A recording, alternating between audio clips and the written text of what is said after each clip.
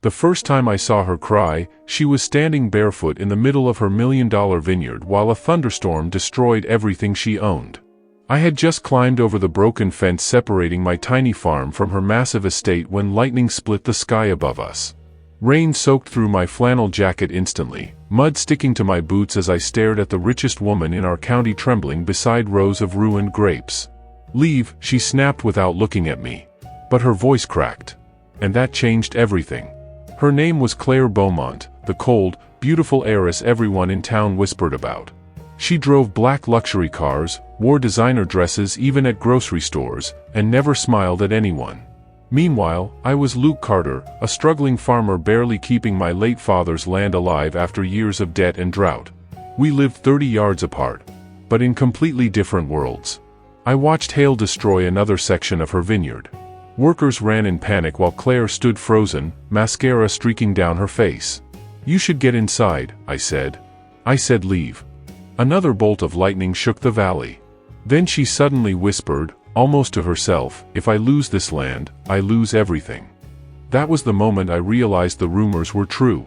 Her family's winery was collapsing. And she was desperate. The next morning, she knocked on my door at 6 a.m. Not in a designer dress. Not with makeup. Just exhausted eyes and wet hair tied in a loose knot. "I need a husband," she said. I nearly dropped my coffee mug. She stepped inside before I could answer. "My grandfather's will says I inherit the Beaumont estate only if I'm married before my 30th birthday." Her voice was sharp but shaky. "That's in 11 days. I stared at her. "And you came to me? You own neighboring land. The town trusts you. You're decent. Quiet. Nobody would suspect it's fake." Fake. The word should have made this easy. But then she looked up at me with those storm-gray eyes and quietly added, "I'll pay off all your debts if you marry me." The room went silent except for rain tapping against the windows. I should have said no. Instead, I asked the question that ruined my life forever. "How long do we have to pretend?" Claire looked directly at me. "Long enough to fool everyone." And that was the beginning of the most dangerous love story our town had ever seen. 3 days later, half the county was celebrating our engagement. The other half thought we'd both lost our minds. "You're telling me Claire Beaumont is marrying a farmer?" My best friend Noah laughed while helping me repair a tractor. "That woman looks at people like she's calculating their net worth." "She's not like that," I muttered. He smirked. "You already defending her?" I ignored him. Truth was, I barely understood her myself. 1 minute Claire acted cold enough to freeze the entire valley. The next, I'd catch her standing silently in my barn petting my old horse Daisy like she was trying to remember what peace felt like. Our fake relationship quickly became the biggest gossip in town. Everywhere we went, people stared. At the diner, elderly women whispered behind coffee cups. At church, men shook my hand like I'd won the lottery. Claire hated every second of it. "You smile too much," she whispered through clenched teeth during a town fundraiser. "You don't smile enough." "I'm serious." "So am I." She glared at me while cameras flashed around us. But then the mayor told us to stand closer together for photos. Claire hesitated. Then slowly wrapped her arm around mine. The touch was brief. But it burned through me like fire. Later that night, she invited me to the Beaumont mansion to discuss wedding details.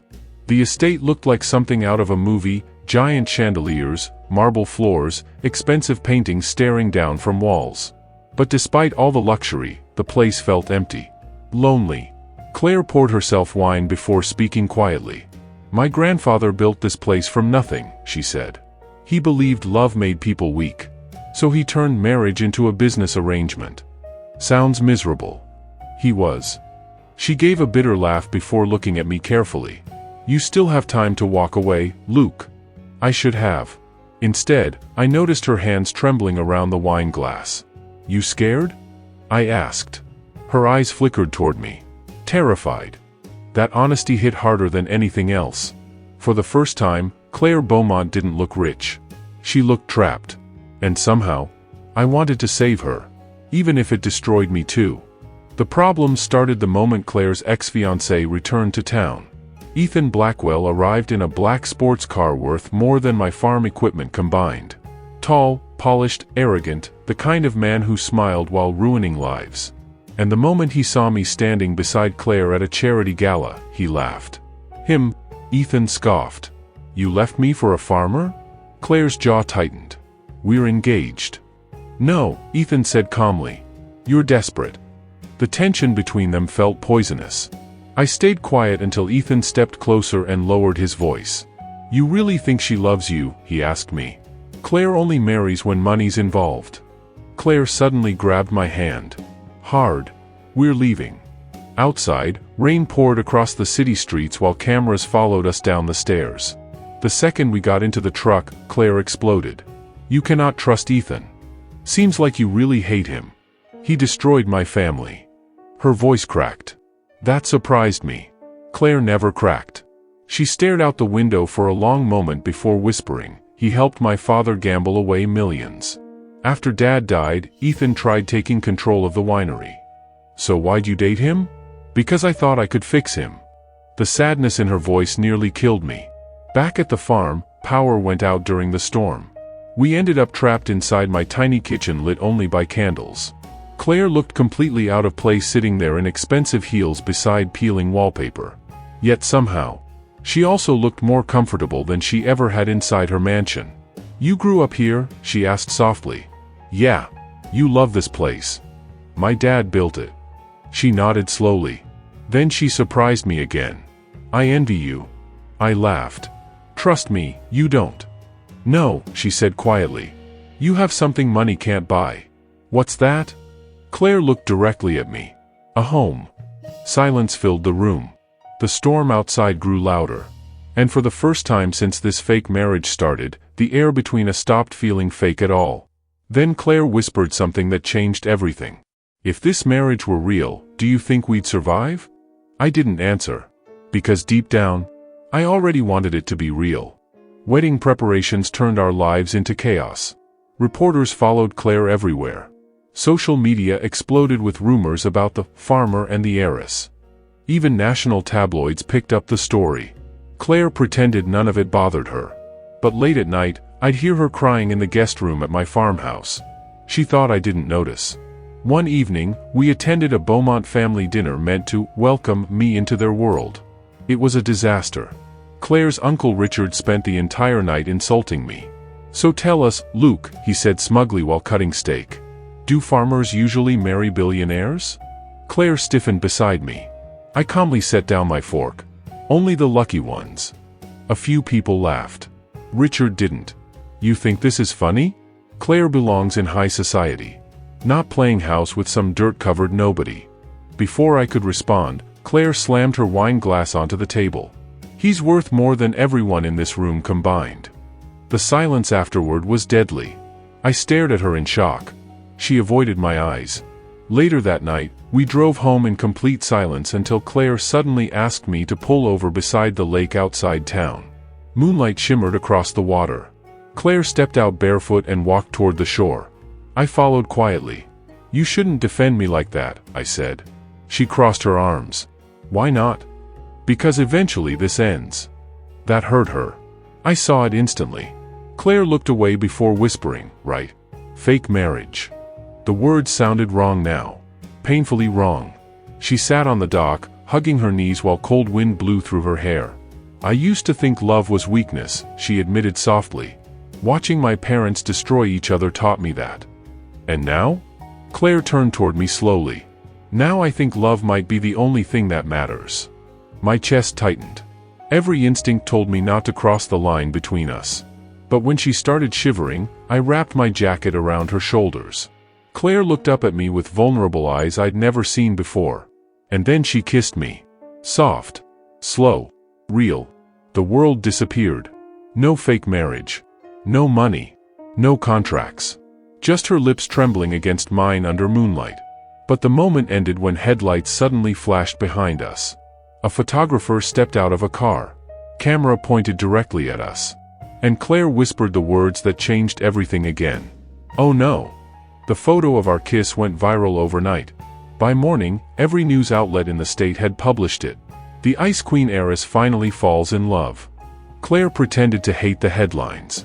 But I noticed she stopped calling the marriage fake after that night. Instead, she started staying longer at my farm.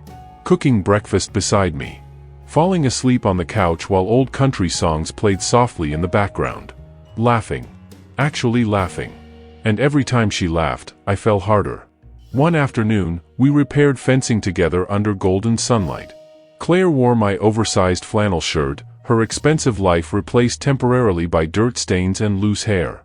"You know," I teased, "you're getting pretty good at this farmer thing." She smirked. "Don't push it."